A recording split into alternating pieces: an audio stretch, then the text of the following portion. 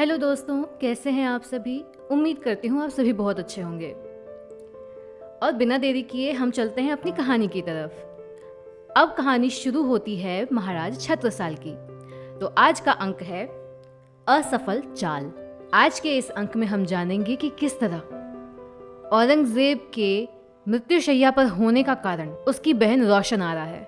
कैसे रोशन आरा ने षड्यंत्र रच करके औरंगजेब को मारने का प्रयास किया है ताकि वो खुद दिल्ली के तख्तोताज पर बैठ सके। दिल्ली के शाही महल में औरंगजेब कुछ दिनों से बीमार पड़ा था। यह मुस्तैद बादशाह अपनी रुग्ण अवस्था में बहुत उकताया हुआ था और शाही हकीम जब भी उसे देखने आते वह उन्हें जल्द से जल्द अपने आप को स्वस्थ करने की हिदायत दे देता। शाही हकीम खुद परेशान थे कि बादशाह को किस बात की जल्दी है। उनकी परेशानी का कारण शहजादी रोशन आरा थी।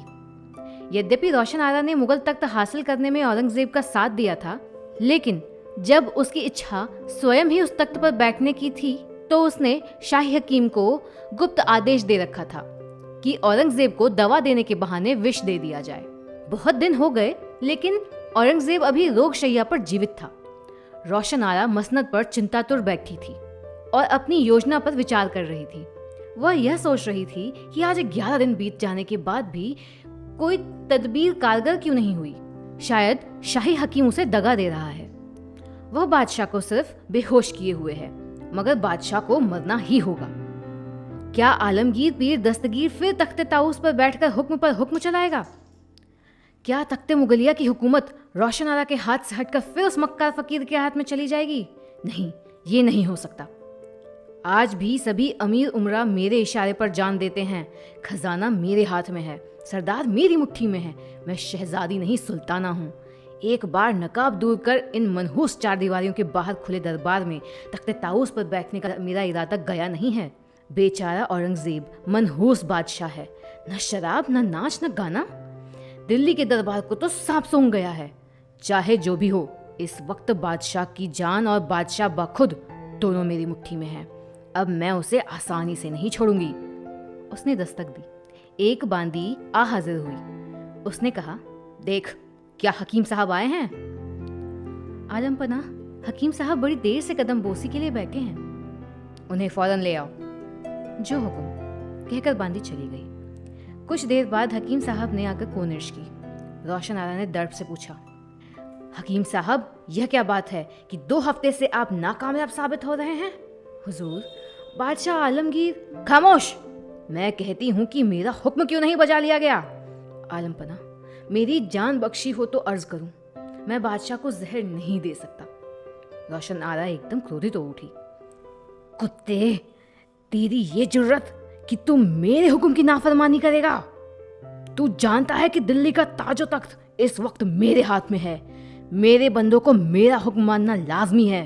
परंतु हकीम साहब ने अविचलित भाव से उत्तर दिया, बेगम आलिया, मुझे माफ कीजिए, मैं उस परवरदिगार का हुक्म मानना सबसे ज्यादा जरूरी समझता हूँ। तो तूने मुझे 2 हफ्ते से धोखे में रखा? बेशक। हुजूर के बार बार हुक्म फरमाने और लालच देने पर भी मैं बादशाह को बेहोश ही रखता रहा, मगर साथ ही उनकी बीमारी भी मैंने दूर कर दी है। अब बादशाह होश में आते ही तंदुरुस्त हो जाएंगे। दगाबाज, नमक हराम!